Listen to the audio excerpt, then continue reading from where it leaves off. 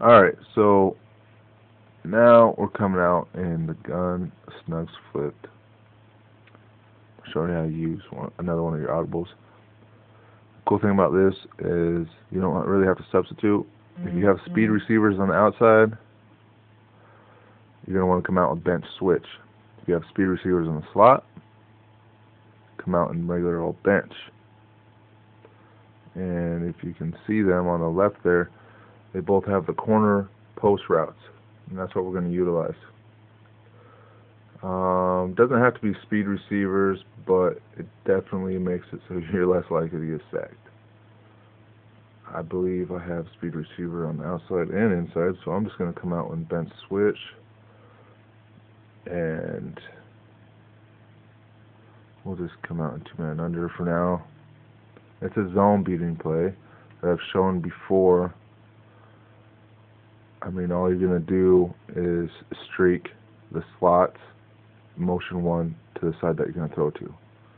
So if I'm going to streak LB and then streak A, then I'm going to want to grab A and bring him over to that side. And against zone, the two streaks will pull the two deep blues on that side. We then have a drag, which draws yellow zones down. It draws purple zones down and opens up our corner post. It opens up that corner out. So we came out with that for a reason, right? Now they're in man defense. So what do? We audible to our Texan trail.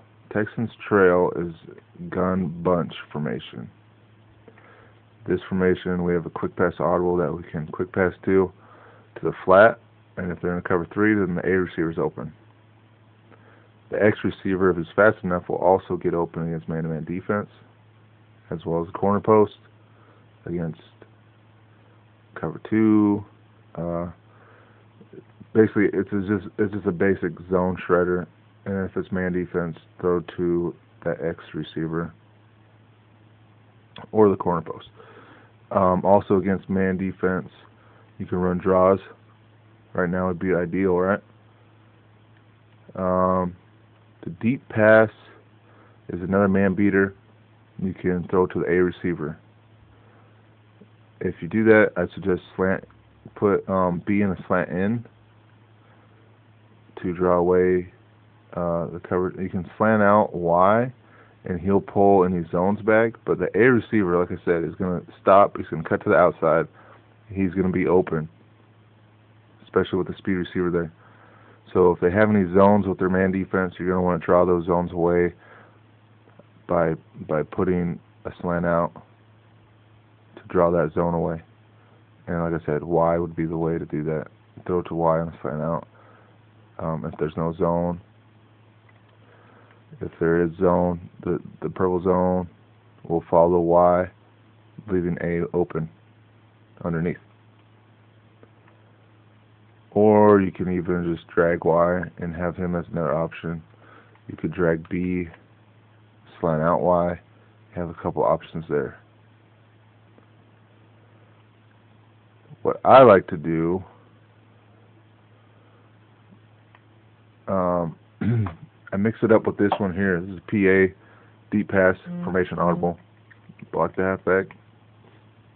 And you'll see that I slant out A. And that's because now I have two reads to the right of the field. They have to have, they have to have two zones over there to stop that if they're playing zone. If they're playing man, the B receiver cuts to the outside and runs inside. You see he's doing the slant there, but he cuts the outside first and then runs inside, and he beats his guy every time. So I have not only the slant out against man defense, but I have that double move from the B receiver and a quick pass flat. I'm not going to run the play. I'm actually going to run the formation audible, which is Texans trail. And I do the same thing with this play. I slant out A, and it's the same idea. The wide receiver is doing that double move, and it ends up getting wide open when he cuts. And right there was just a pass lead. There's just a pass with no pass lead. And I had a receiver running that route rather than a tight end, so that's why we came out in the gun, Snugs.